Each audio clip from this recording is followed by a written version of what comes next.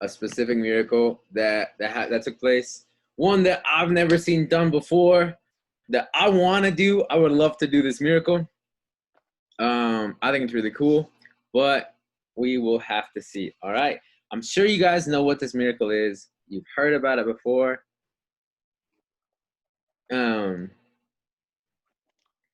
Sorry. Mister, Yeah. I sent you the homework of science, the video. You did? I haven't had a chance to look at it, but I'll check it out. All right. All right. So we're on Matthew 14, right here, 22 to 32. All right. You know about this miracle? Jesus walks on water. This is one of the coolest things ever. I would love to do this. All right. Immediately after this, Jesus insisted that his disciples get back into the boat and cross to the other side of the lake. Well, let's look back at what they were doing. About 5,000 men were fed that day. So that was when they fed the 5,000. So after they fed the 5,000, they take off again, all right? And so they cross to the other side of the lake. Well, he sent the people home. So he sent everyone home. After sending them home, he went up into the hills by himself to pray. Night fell while he was there alone. Schools on what you write, Mister? What'd you say? That verse 22 to verse 36. We're going to only do the 33. Anderson, Samuel, turn your cameras on. Mister, I will bring you my notebook. All right, hurry up. Sorry. All right. Meanwhile, the disciples were in trouble far away from land, for a strong wind had risen, and they were fighting heavy waves. About 3 o'clock in the morning, Jesus came toward them walking on the water. When the disciples saw him walking on the water, they were terrified. In their fear, they cried out, "It's a ghost." I don't know why. But Jesus spoke to them at once, said, "Don't be afraid. Take courage. I'm here." Then Peter called to him, "Lord, if it's really you, tell me to come to you walking on the water." "Yes, come," Jesus said. So Peter went over the side of the boat and walked on the water toward Jesus. But when he saw the strong wind and waves, he was terrified and began to sink. "Save me, Lord," he shouted. Jesus immediately reached out and grabbed him. "You have so little faith." Jesus said, "Why did you doubt me?" When they climbed back into the boat, the wind stopped. And the disciples worshipped him. "You really are the Son of God," they exclaimed. All right, this miracle is insane. There's so many things we could talk about. We'll go verse by verse. Let's start with the first two verses. It says, immediately after this, Jesus insisted that his disciples get back into the boat and cross to the other side of the lake while he sent the people home. Obviously, they couldn't follow him. You know, he just fed them, and that was good. That was awesome, that miracle he did, but it was time for them to go, and so he sent them home. After sending them home, he went up to the hills by himself to pray. Night fell while he was alone there. Okay, so this is something very important, okay?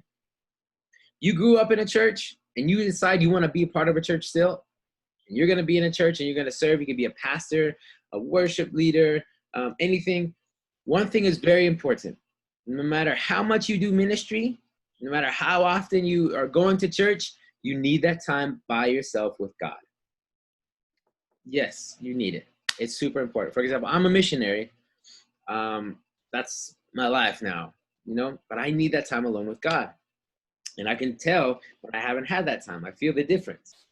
And you need it. You need to be able to spend time alone with God to fill yourself up. It's like playing soccer. You need those days of rest. Okay, you can't play soccer every day because you're going to get too tired. You're going to hurt yourself. You need those moments where you spend time with God. So he was there with God alone. And so going to church is good. You need that, yes. But that time alone in the morning or in the nighttime where you read your Bible, you listen to worship music, you pray, you need that time, okay? Meanwhile, the disciples were in trouble far away from land, for a strong wind had risen, and they were fighting heavy waves. About 3 o'clock in the morning, Jesus came toward them walking on the water. Okay, I'm sure they were tired. They're exhausted. It's 3 o'clock in the morning. They just helped out these people. I'm sure they had zero rest. The waves, they were scared. Imagine how you would feel if you were tired and scared. You'd probably be crying. I don't know. I bet there were some disciples who were crying thinking they were going to die.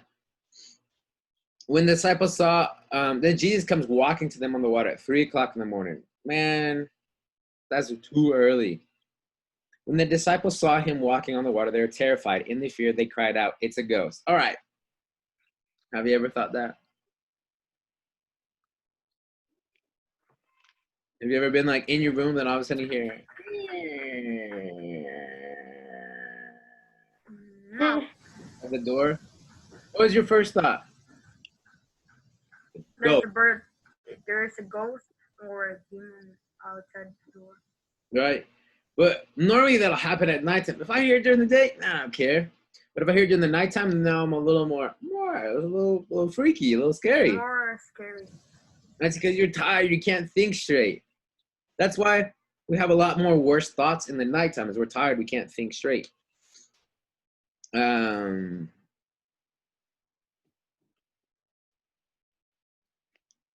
But Jesus spoke to them. Don't be afraid. Take courage. I am here. And I like this story. This is one of my favorite stories because it shows the trust that Peter had with Jesus. Then Peter called to him, "Lord, if it's really you, tell me to come to you walking on the water." Yes, come. All right, let's just talk a little bit about that section right there. Jesus said, "If it's really you, tell me to come to you." They're in the middle of a storm. And he says, "If it's you, let me come to you." Why do you think that he told them to tell me to come to you?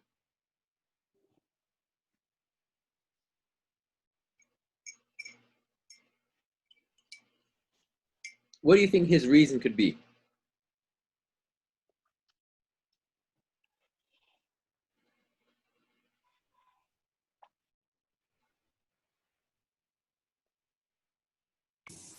Maybe because you were thinking that was a person. Well, I mean, it was Jesus, but why would he tell Jesus, "Let me come to you"? He's walking on water. He's gonna leave the boat. The boat, in my mind, would be more safe than going to Jesus, right? Yes. For see if you have. But we have to go with Jesus. What did you say, Samuel? Yes, Mister. What? How we say faith in English? Faith. Faith. It's because for see if you were having faith. See if he had faith. Samuel, what did you say? We have to follow Jesus always. To follow Jesus. This is my interpretation of it. Okay. I'm not sure why, but this is what I choose to believe. In Peter's mind, it is better to be with Jesus in the middle of a storm than with others in the safety of a boat. He understood that no matter where Jesus is at, it is better to be with him. Even if it's scary, even if it looks rough, it's better to be with Jesus. For example, I'm a missionary. I've never been to Honduras before. I had no idea what I was gonna do. So of course I could feel the fear, like I don't know these people. What happens if I don't get along with these people? Let's be honest. They're not saying best things about Honduras. They're not saying Honduras is the most safest place in the whole wide world. No, that's not what's being said. They're saying a bunch of people are dying in San Pedro Sula and they're getting robbed and killed. It's true. That's what I heard. But I didn't pay attention to that because in my mind, Jesus called me. And it's better to be in the safety. It's better to be with Jesus in the safety. But I could have stayed in Colorado. Is that the only thing you do? Is there? What? The only thing you do when you come to Honduras, you just came to drink coffee over here. It's true. That's why I want to be best And go to that. And to be our teacher. And to be our teacher. No, I came to Honduras because I want to follow what Jesus told me to do. Yes, but you came here to Jesus drink coffee. told me to be a missionary. Jesus told me to come here. And it's better to be, and honestly, I'm so much happier here than in Colorado. Like, I don't want to go back home because this is my home now. So it's better to be with Jesus in the middle of the mess, in the middle of the storm, than it would be to be in the safety of a boat with others. Or it means that it can be Jesus and you, or you and your family in Colorado. It could be. But where did Jesus tell me to go?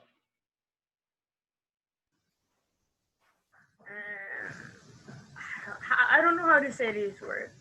Tell you. He called me to Honduras.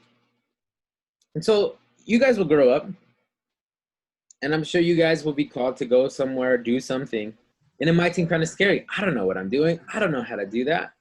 Maybe one of you guys are going to be a pastor. And they're going to say, you're going to be a pastor of the church. You're like, I don't know how to do it. How am I supposed to be responsible for this many people? There are like hundreds of people waiting. When we're with Jesus, everything's going to be okay. Because it's better to be with Jesus in the safety of a boat. I'm sorry, it's better to be with Jesus in the middle of the storm than by yourself or with others in the safety of a boat. Let's keep reading a little bit. Actually, one more thing I want to say. And actually, no, let's keep reading. And then I'll come back to that.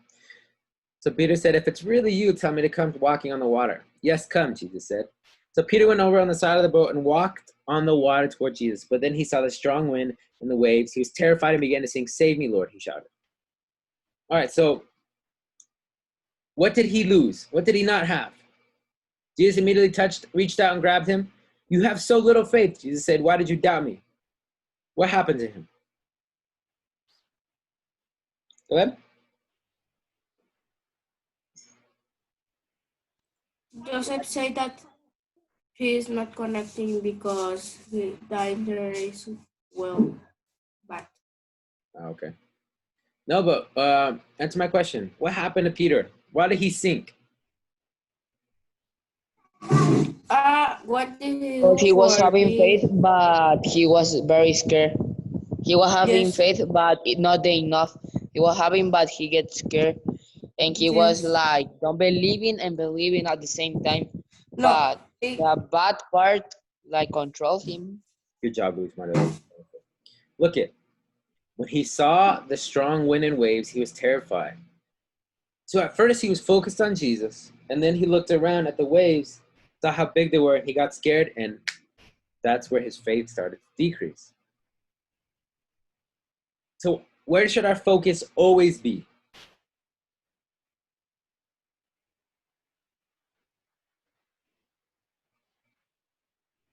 Who can tell me where our Jesus. focus is? On Jesus? Very good. Our focus should always be on Jesus. Let it always be on Jesus. Because when we look to the right and the left, we get distracted. But think about this. Peter was the only one to walk on water. He had more faith than the other disciples had.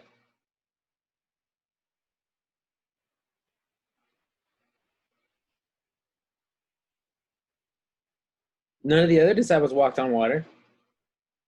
They would say you have so They little were faith. scared. I would rather be Peter.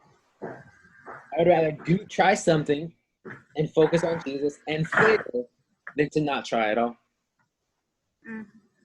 Than to not try at all. But look what he did. He said, Lord, if it's really you, tell me to come to you walking on the water.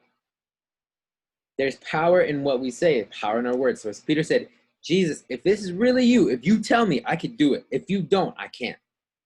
And then Jesus said, yes, come. So Peter was only going to do it if Jesus told him to. Stop marking on the screen. Only if Jesus told him to. A lot of times we want to do a lot of big things for the Lord and this and that and the other. But if Jesus isn't calling us to do that stuff, we shouldn't do it. I'm going to start this church and I'm going to start this Bible study and I'm going to write this book and I'm going to be this person, all this stuff. If Jesus isn't calling us to do it, don't do it. Focus on the things that Jesus has for us. Because you get distracted by all these things that seem good, but you're going to lose your focus. And who should our focus always be on?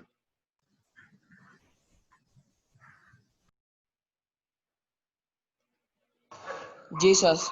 Jesus. Our focus should always be on Jesus. In everything we do, our focus should always be on Jesus. Because when we lose our focus, as we see here, we can fail. And that's what happened with Peter. He lost his focus. He lost focus. And says, when they climbed back into the boat, the wind stopped. Then disciples worshipped him. You really are the Son of God, they exclaimed. We're not going to read any more of that. But that's the story of Jesus walking on water. You know? There's three main things I want you guys to take away. Number one, you need time alone with God. That's very important. Time alone with God. Number two, Okay. focus on Jesus. Okay. Number three, only do what he's telling you to do. Don't try to do Okay. more. One, spend time alone with God. Two, focus on him. Three, only do what he's telling you to do. Because if not, you can fail, and I don't want that. Stop messing with your cameras because it shows me that you're not paying attention. All right. What? Give me 1 sec.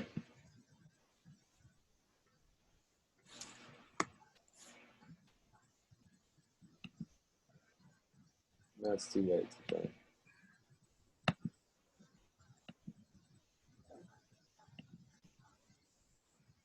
Anderson left. Yeah. Or you kicked him.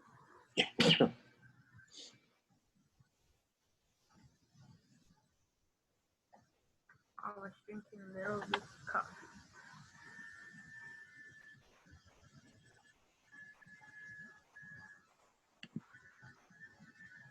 Mr. Naranjo will live this year. What did you say? You will live Honduras I will leave. this year. Yes. Not my plan. You wanna stay here or you wanna go somewhere?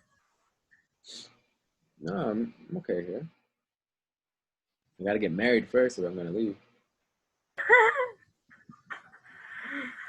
You wanna get married in Honduras? So. Okay. All right. Here are your questions, you guys.